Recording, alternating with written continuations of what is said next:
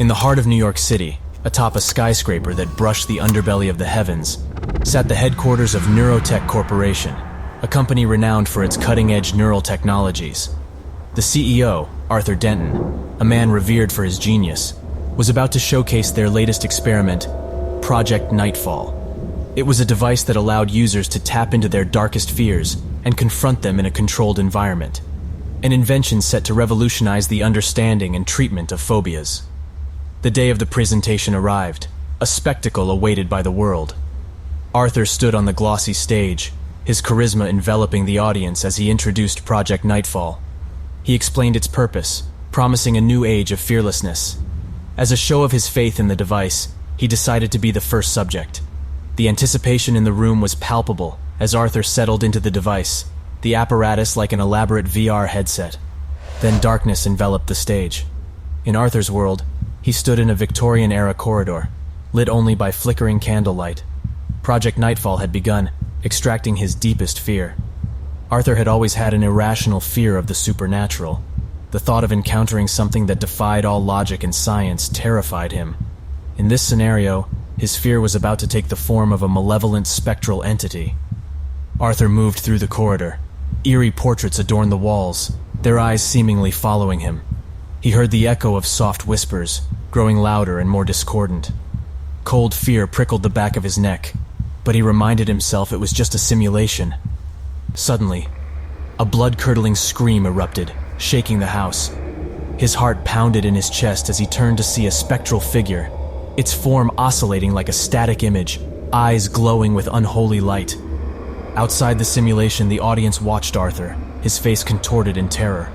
Sweat beaded on his forehead as he grappled with his unseen fear. The engineers monitored his neural activity, their faces tense.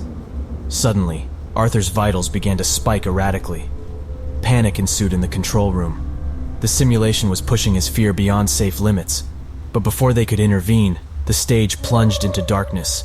When the lights flickered back on, Arthur, along with the device, had disappeared. Fear gripped the room. They searched the building, but Arthur was nowhere to be found. The police were called, investigations launched, but no trace of Arthur surfaced. It was as if he had vanished into thin air. The incident was kept under wraps, but rumors of Arthur's mysterious disappearance began to circulate. A week later, a junior engineer was working late in the lab. As he reviewed the Nightfall's data, a sudden chill descended. The lab's lights flickered. Then from the corner of his eye, he saw a figure standing in the room, its form oscillating, eyes glowing. The spectral figure of Arthur Denton. He screamed as Arthur moved towards him. Then suddenly, darkness.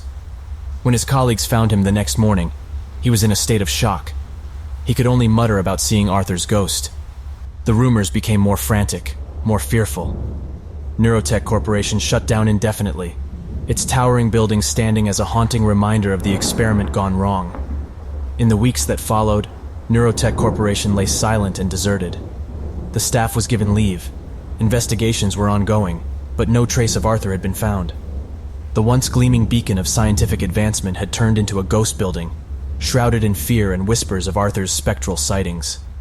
Meanwhile, the junior engineer who had seen Arthur's apparition was sent to therapy. He was unable to sleep, haunted by the oscillating, glowing-eyed specter that had once been a respected genius. He was a shell of his former self, a chilling testimony to the terror that had unfolded within the walls of NeuroTech. Rumors swirled around the city, stories of Arthur's ghost appearing in the deserted building late at night. Ghost hunters and thrill-seekers were drawn to the building, hoping to catch a glimpse of the phantom CEO. But the authorities kept them at bay, the building standing untouched, a silent monument to a groundbreaking experiment gone horribly wrong. Meanwhile, the scientists who had been part of Project Nightfall were grappling with their own guilt and fear.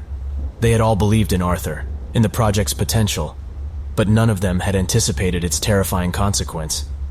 They were left questioning the ethics of their practice, the lines they had crossed, and the price of their ambition. The recording was disturbing. It showed Arthur walking down the creepy corridor, his fear palpable.